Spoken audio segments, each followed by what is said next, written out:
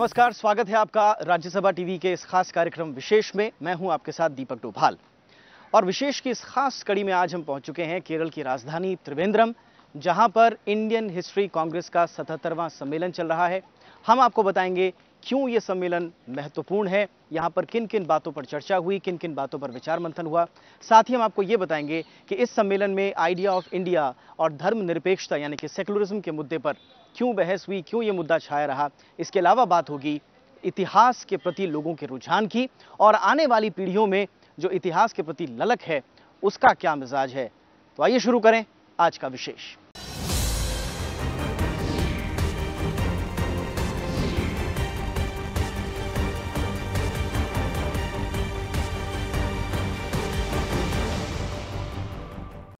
तीन दिनों तक चलने वाले इस सम्मेलन का 2 चरणों में उद्घाटन हुआ। पहला जो सत्र था उद्घाटन का वो बुधवार को खत्म हुआ, जिसमें जानी मानी इतिहासकार शिरीन मूसवी को इंडियन हिस्ट्री कांग्रेस का जनरल प्रेसिडेंट नियुक्त किया गया और उनके नाम का अनुमोदन किया प्रख्यात इतिहासकार इरफान हबीब ने। इतिहास कांग्रेस का 77वां सत्र केरल की राजधानी तिरुवनंतपुरम में शुरू हो गया है। सम्मेलन की शुरुआत नए अध्यक्ष की नियुक्ति के साथ हुई। जानी मानी इतिहासकार शिरीन मूसवी को ISC की कमान सौंपी गई है। इतिहासकार इरफान हबीब ने उनके नाम का प्रस्ताव रखा। The Executive Committee of the Indian History Congress to choose Professor Shirin Musvi as President. राष्ट्रीय इतिहासकार कांग्रेस की परंपरा के मुताबिक प्रोफेसर CPN सिन्हा ने इतिहासकार इरफान हबीब के प्रस्ताव का समर्थन किया। I support the motion made by Professor Irfan Habib, and I do hope that all of you will endorse it. Thank you. Professor Shirin ने इतिहास की मौजूदा चुनौतियों से लेकर तमाम ऐतिहासिक मुद्दों पर बात की। उन्होंने कहा कि ऐतिहासिक भारत का उदय सिर्फ ब्रिटिश हुकूमत के खिलाफ नहीं हुआ, बल्कि देश में उस वक्त मौजूद तमाम आंतरिक चुनौतियों के खिलाफ भी हुआ। The imperial expense was, however, not the only defining factor for the emerging concept of India. The cultural aspects too were at play in demarcating Ashoka's Jambudvipa. In Rock Edict 13, Ashok noted that among the Yawns there were no Brahmins or Shramans, thus giving a defining role to the coexisting religions of Brahmanism, Buddhism, Jainism and Ajivikas, all grouped together in his Fuller Edict 7 for what constituted India of his time. इस मौके पर मशहूर इतिहासकार रोमिला थापर ने भी अपनी बात रखी। उन्होंने आइडिया ऑफ नेशन, धर्मनिरपेक्षता और राष्ट्रवाद के मुद्दों पर बेबाकी और ठोस ऐतिहासिक हवालों से अपनी बात रखी। Mill's idea of a two-nation theory, that the Hindus and the Muslims constituted two independent nations in the past and were therefore always hostile to each other. This theory led to the emergence, amongst other factors, but the historical basis of this theory led to, the presumed historical basis led to Hindu religious nationalism and Muslim religious nationalism. Now, as I have said earlier, some people don't call these nationalisms, but they call themselves nationalisms, so I'm using the term in that sense. इस मौके पर उभरते हुए इतिहासकारों को सम्मानित किया गया। सम्मेलन में 1200 से ज्यादा प्रतिनिधि भाग ले रहे हैं। दीपक डोभाल, राज्यसभा टीवी। 3 दिनों तक चलने वाले इस सम्मेलन में वैसे तो इतिहास से जुड़े तमाम मुद्दों पर बातचीत हो रही है, लेकिन यहां आए वक्ताओं, इतिहासकारों और इतिहास की समझ रखने वाले लोगों के जहन में जो सबसे बड़ा मुद्दा दिखाई दे रहा है वो है आइडिया ऑफ इंडिया और सेक्युलरिज्म का। यहां आए हुए लोगों का साफ तौर पर मानना है कि इतिहास को सेक्युलर नजरिए से ही देखा जाना चाहिए और उससे छेड़छाड़ कतई नहीं होनी चाहिए। सोशल मीडिया के दौर में जिस तरह इतिहास की गंभीरता पर चोट की जा रही है, उस पर रोमिला थापर ने चिंता जताई। उन्होंने कहा कि सोशल मीडिया के जरिए किताबों को कमतर करने की कोशिश की जा रही है। भारतीय इतिहास कांग्रेस के शुरुआती सत्र में उन्होंने मौजूदा दौर में चल रहे कई विमर्शों को भी नकली करार दिया। उन्होंने इतिहास को सही नजरिए से देखने की जरूरत पर जोर दिया और कहा कि हर दौर की कई व्याख्याएं इतिहास की समझ बढ़ाती हैं और इस पर लगाम कसना अलोकतांत्रिक है। There are demands for books to be banned, there are demands for chapters of books to be expunged, there's interference in the courses, in the contents of syllabi, both at school and in university, and the catch-all phrase by which this is being justified is constantly to say that not to do so, that to concede the asking of questions and to concede the freedom of thought is to concede anti-nationalism. Romila Thapar ने कहा कि भारतीयता की अवधारणा पर चोट करने की कोशिश की जा रही है। उन्होंने कहा कि मौजूदा दौर में सांप्रदायिक विचारधारा को भी राष्ट्रवाद के नाम पर हमारे सामने पेश करने की कोशिश हो रही है। नागरिक के तौर पर राष्ट्र से जुड़े मुद्दों पर उन्होंने सवाल उठाने को अहम करार दिया। रोमिला थापर ने कहा, किसी भी तरह देशद्रोह की श्रेणी में नहीं आ सकता, अलबत्ता इसे राष्ट्र को बेहतर बनाने में मदद मिलती है। Only those with closed minds don't ask questions and go on to say it's anti-national to ask questions. This is, if I may say so, absolute nonsense, because everything in life is based on asking questions, and some questions have to be more carefully directed towards seeking the solutions and explaining problems. Fortunately, we have a very strong tradition in our history of philosophy of people asking questions. Kerala की राजधानी तिरुवनंतपुरम में चल रही भारतीय राष्ट्रीय कांग्रेस में मौजूद इतिहासकारों ने भी माना कि राष्ट्रवाद की कोई एक मोटी परिभाषा नहीं हो सकती और ये वक्त वक्त पर बदलती रही है। देश में राष्ट्रवाद के नाम पर चल रही बहसों को इतिहासकारों ने उग्र विमर्श करार दिया। जानकारों ने कहा कि राष्ट्रवाद कोई थोपने की चीज नहीं है। समाज की विविधता को राष्ट्र की अवधारणा में शामिल करने की जरूरत पर भी इतिहासकारों ने जोर दिया। What is anti-nationalism may vary from time to time. For example, during the British period, a person who is directly sharing his views with the colonial masters, some nationalists can argue that they were anti-national, and this has some validity. Similarly, when a war is going on between two nations, then also one kind of anti-nationalism may come out. But at the same time, these things you cannot use every time. Plurality is a fact, a striking fact. A nation has to accommodate this plurality. Once there was a notion, a dangerous notion, that nation making is basically identifying perhaps the single feature about a nation. 17वें अधिवेशन में इतिहासकार शिरीन मूसवी ने राष्ट्र के तौर पर भारत के विकास को विस्तार से समझाया।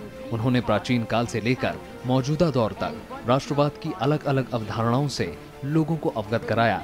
शिरीन मूसवी ने इस बात पर जोर दिया कि अलग-अलग कालखंड में भारत को अलग-अलग नजरिए से देखा गया। What the Chinese themselves thought about India is not known to have had any effect on the Indians' own perceptions. This was not, however, the case with the Perso-Arab tradition about India, of which Al-Biruni was the great representative. It not only gave a new nomenclature, of which Hindustan for the country and Hindu for its major religion are outstanding examples, but added a new substance, as I hope to show, to the idea of India. उन्होंने इस बात पर जोर दिया कि प्राचीन काल में भारत को लेकर इतिहासकारों की राय कैसे मध्यकालीन इतिहासकारों की राय से अलग थी। शिरीन मूसवी ने आजादी की लड़ाई के दौरान राष्ट्रवाद की अवधारणा और आजादी के बाद के भारत पर भी अपने विचार रखे। An Indian nation was thus created in which all classes of people could feel that they had a share.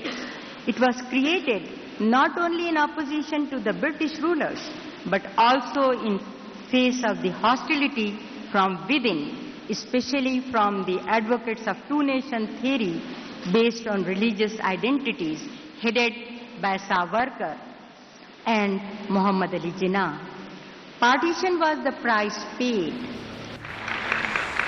भारतीय इतिहास कांग्रेस के पहले सत्र में राष्ट्रवाद और भारत के विचार पर कई इतिहासकारों ने अपनी बात रखी।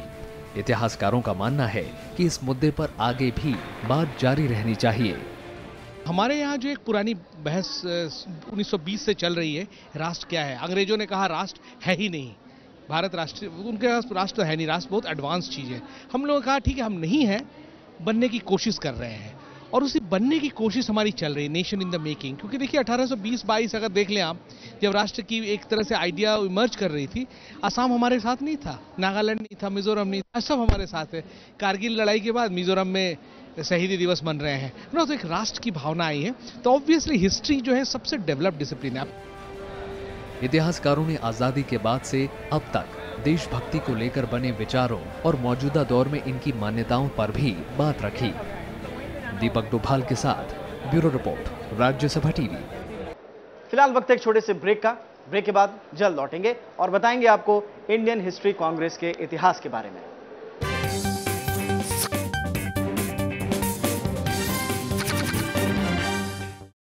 राज्यसभा टीवी की इस स्पेशल रिपोर्ट में आपका स्वागत है। मैं हूं इरफान और हम हैं इस वक्त गोवा में भारत के 47वें अंतर्राष्ट्रीय फिल्म समारोह की स्पेशल रिपोर्ट लेकर। फिल्मों का शानदार मेला, देश विदेश की फिल्मों की धूम,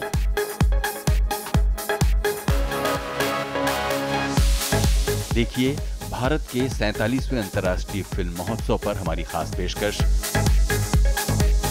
सिर्फ राज्यसभा टीवी पर।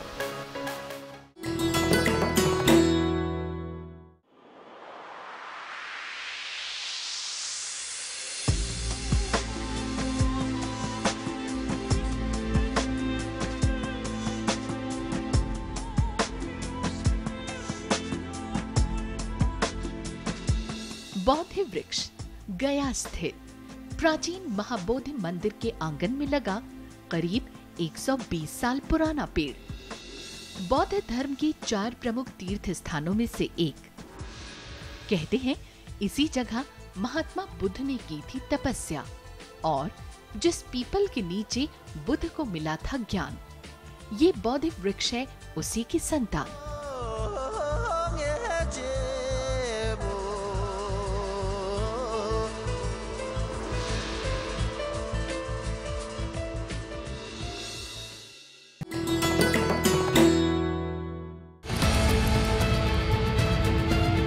सड़क का संघर्ष,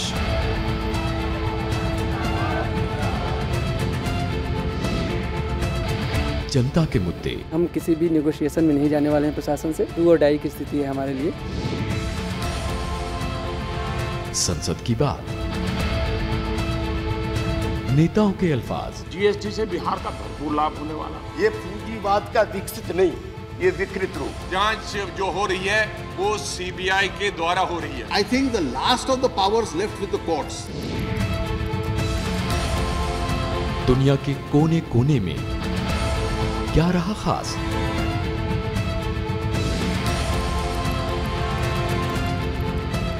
हमारी खबरों के साथ कीजिए दिन का आगाज। नमस्कार, स्वागत है आपका। आपके साथ मैं हूं अमृता चौरसिया। नमस्कार, मैं हूं आपके साथ प्रीति। आइए शुरुआत करते हैं हेडलाइंस के साथ। राज्यसभा टीवी के साथ सुबह 7 और 9 बजे।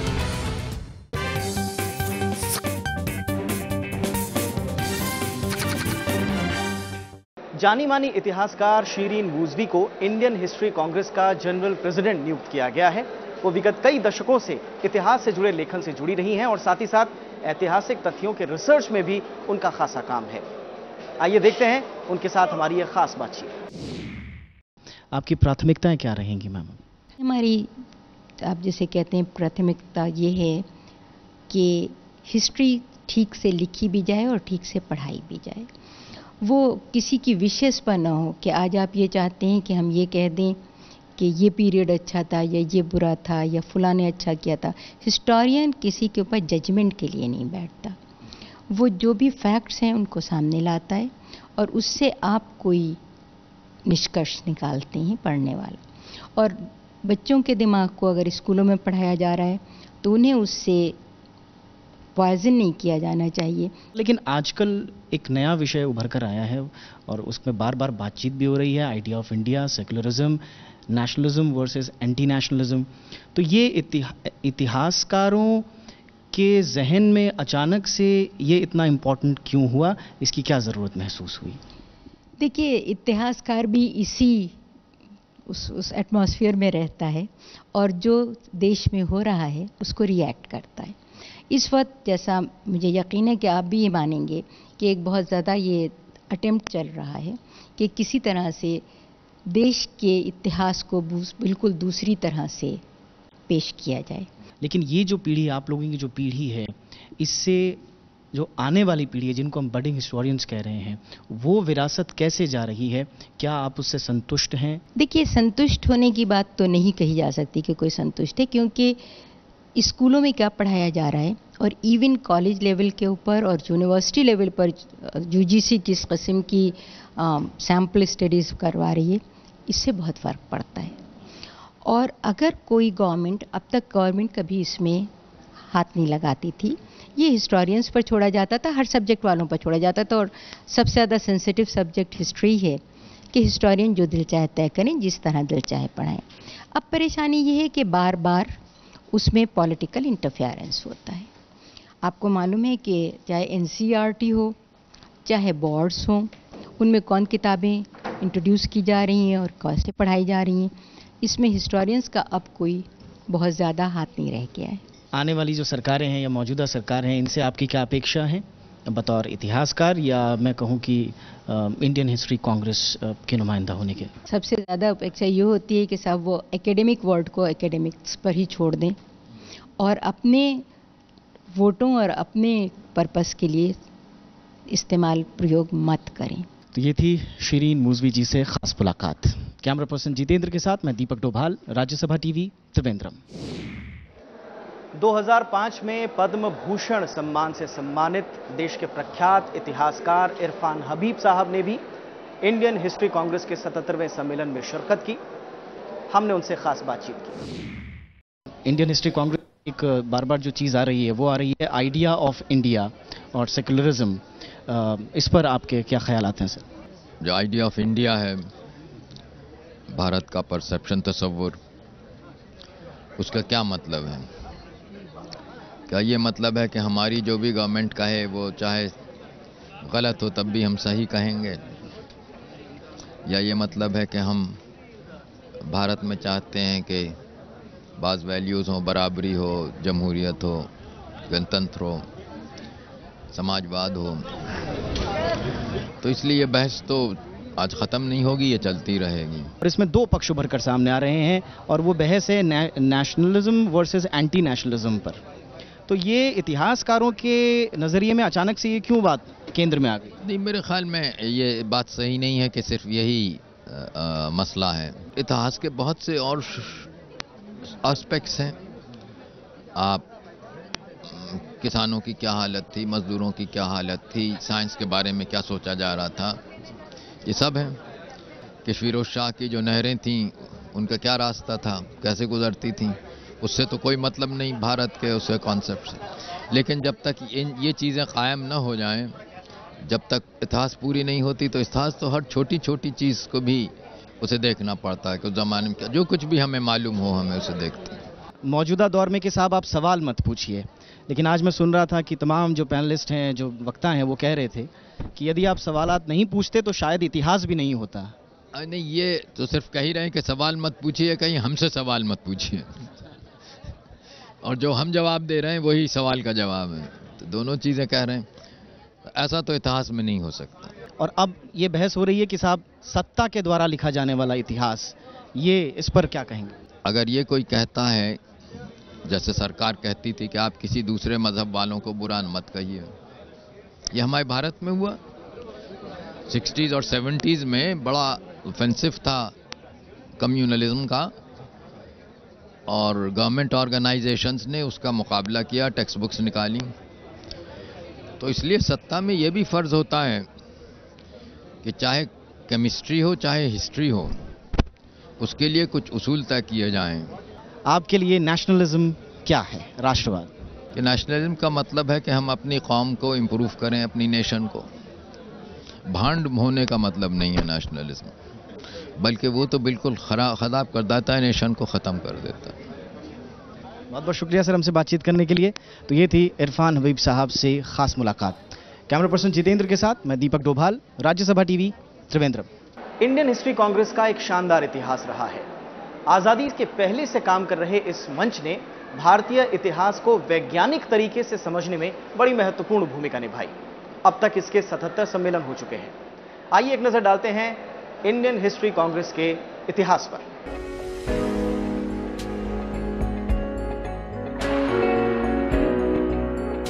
भारतीय इतिहास कांग्रेस देश में इतिहासकारों का एक प्रमुख संगठन है।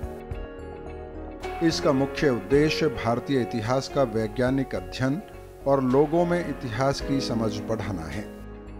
मौजूदा समय में भारतीय इतिहास कांग्रेस के 7000 से ज्यादा साधारण और आजीवन सदस्य हैं।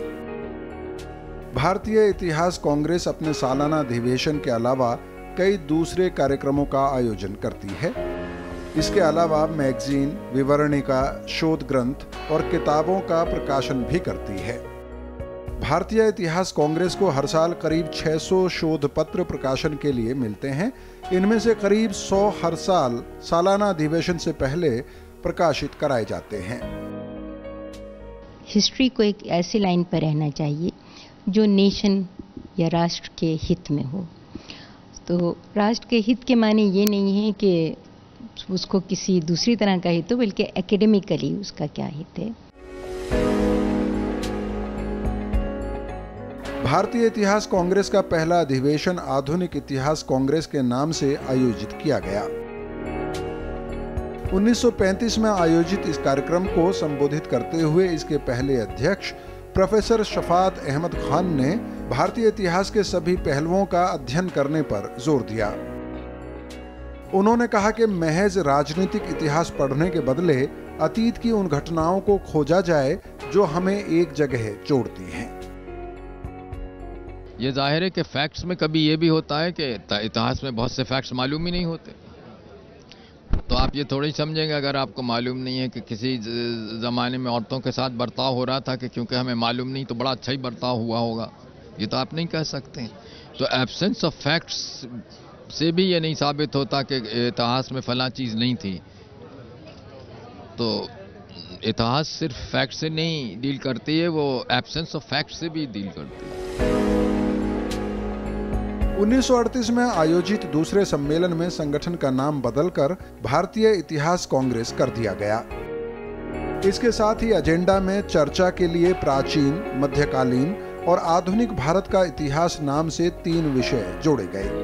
1938 के बाद भारतीय इतिहास कांग्रेस का सम्मेलन तकरीबन हर साल होता रहा। हालांकि राष्ट्रीय आपदा या आकस्मिक वजहों से इसे 2-3 बार टाला भी गया।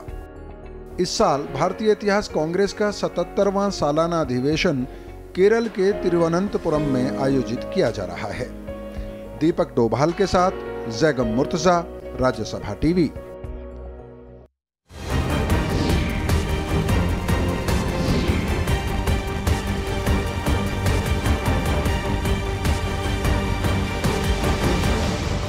तो ये था आज का विशेष। इजाजत दीजिए, नमस्कार।